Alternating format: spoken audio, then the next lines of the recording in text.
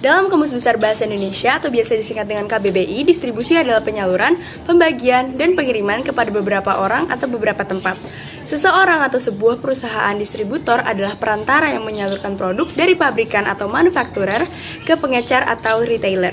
Setelah suatu produk dihasilkan oleh pabrik, produk tersebut dikirimkan ke distributor untuk menjangkau area pemasaran yang lebih luas dan menaikkan permintaan pada jasa atau barang hasil produksi. Seiring dengan proses distribusi tersebut, pihak distributor membutuhkan cara pendistribusian yang tepat karena pendistribusian yang tidak tepat akan menyebabkan pemasaran yang tidak optimal. Hal ini pula dapat menyebabkan kerugian bagi para distributor.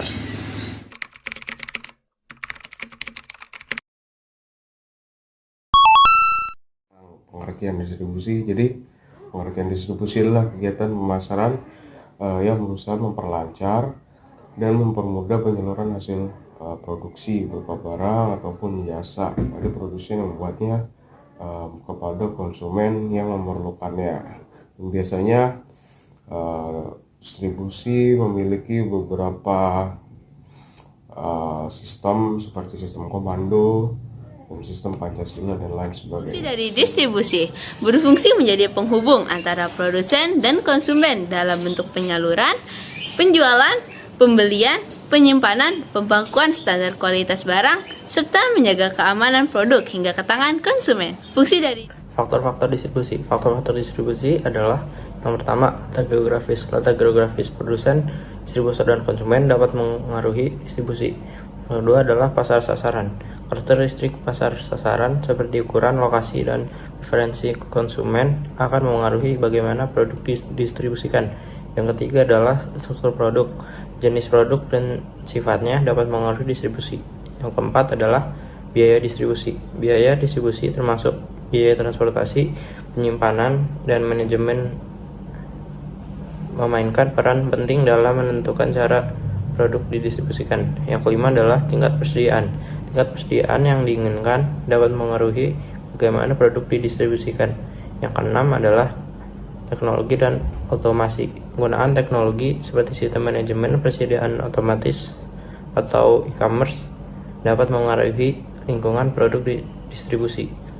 Yang ketujuh adalah lingkungan regulasi. Di peraturan pemerintah terutama dalam sektor yang diatur seperti makanan atau farmasi dapat memiliki dampak yang besar pada cara produk didistribusikan. Yang kedelapan adalah kemajuan transportasi perkembangan. Kemajuan transportasi adalah perkembangan dalam transportasi seperti jaringan jalan raya yang baik, pelayaran yang lebih efisien, atau teknologi pengiriman cepat dapat memengaruhi pilihan distribusi. Yang kesembilan adalah keamanan rantai pasokan, dan yang terakhir strategi pemasaran. Bagi pemasaran perusahaan termasuk saluran distribusi yang sesuai dengan merek dan target pasar akan memainkan peran dalam pemilihan distribusi. Saya akan menjelaskan tentang mata rantai distribusi. Mata rantai distribusi adalah serangkaian langkah atau tahapan yang menghubungkan produsen dengan konsumen akhir dalam aliran produk, termasuk penggandaan, penyimpanan, pengiriman, dan distribusi produk. Ini memastikan produk tersedia dan mencapai konsumen dengan efisien. Mbak mau beli? Kasih, Bang. Mana ya? Woi, Mas, ini paket, Mas. Paket sepatu ini, Mas. Wah, kalau namanya sih saya kurang tahu, cuma Mas cek sendiri aja nih. Ya, itu tadi merupakan macam-macam penjelasan dari kegiatan distribusi. Sekarang kita akan membahas mengenai kesimpulan yang bisa kita petik, bisa kita ambil dari penjelasan-penjelasan tersebut.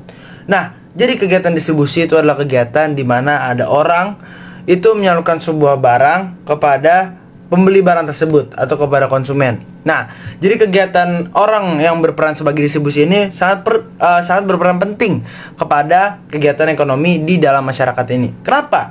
Karena seperti saya tadi sudah bilang, kalau misalnya distribusi ini adalah kegiatan menyalurkan barang kepada konsumen atau pembeli. Jadi kalau nggak ada distribusi ini, otomatis ini tuh nggak ada. Jadi orang yang menyalurkan barang kepada konsumen itu nggak ada, sehingga penyebabnya konsumen bisa saja tidak memenuhi kebutuhan hidupnya. Selain itu tidak hanya kepada konsumen aja penyebabnya, tapi pada produsen.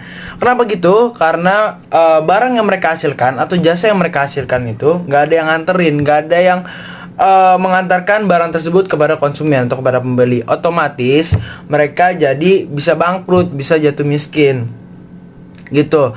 Nah, mungkin itu saja sih kesimpulan dan penjelasan-penjelasan mengenai kegiatan distribusi. Mungkin sekian video dari kami mengenai penjelasan-penjelasan distribusi. Mohon maaf bila ada kesalahan kata dalam pembuatan ini. Semoga video ini bisa bermanfaat bagi kita semua. Thank you.